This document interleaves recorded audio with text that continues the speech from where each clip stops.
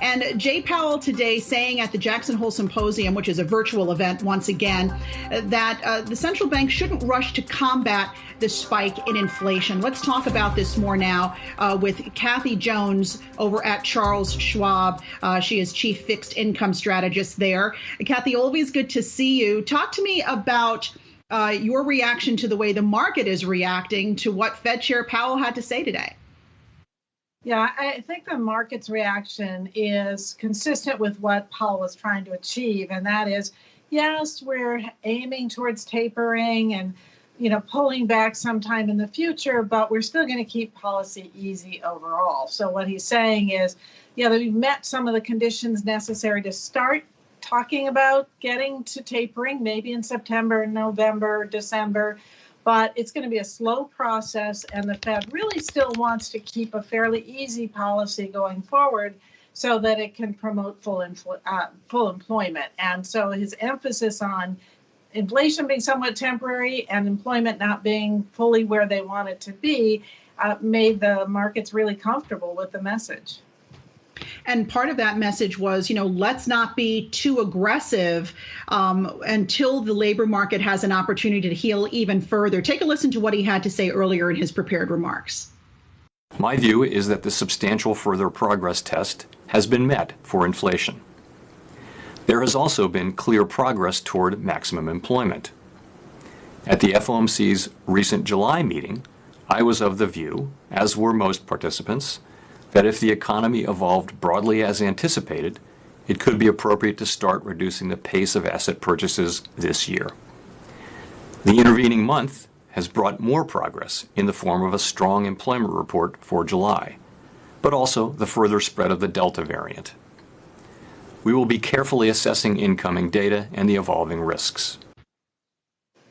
Now, when you look at the day's economic reports, we saw that core inflation, the PCE inflation rate, at a 30-year high. We saw spending pull back a little bit. Incomes rose 1.1%. So again, a little bit of inflation pressure there on the wage front. Do you think that the Fed is doing the right thing by being a little more prudent when it comes to inflation? Because there are others out there, Kathy, who say the Fed is actually playing with fire and may find itself behind the curve when it comes to inflation.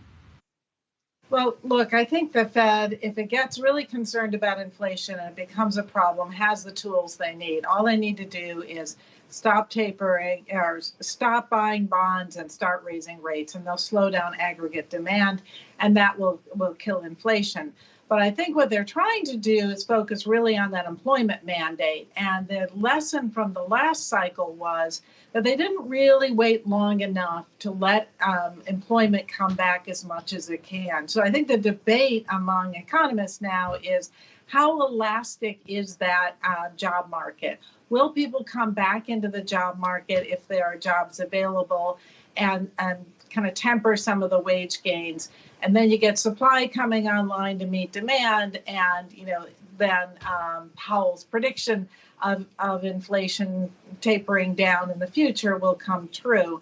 There are economists who think that the labor market won't heal that way, and that we've permanently lost a lot of workers, and that's going to cause a wage price spiral. But we haven't seen one of those since the 70s, so I wouldn't be in the camp waiting for that to happen. And what do you think right now are some of the biggest hiccups for this market or hurdles for this market to overcome to continue this pace, this torrid pace, really, that the market has been on, not only stocks, but also earnings, which continue to beat lowered estimates, but beating nonetheless? Yeah, I think we've had kind of a really perfect environment for companies to boost earnings. But now some of the cost increases are likely to catch up. And the question is, will the demand stay strong enough for them to keep their margins intact? And that's going to be the challenge. But by and large, we're in an environment where we have easy monetary policy, expansive fiscal policy. We still have room for the labor market to bounce back a bit, and that means demand should stay pretty strong. Consumers have cash, savings rates are high.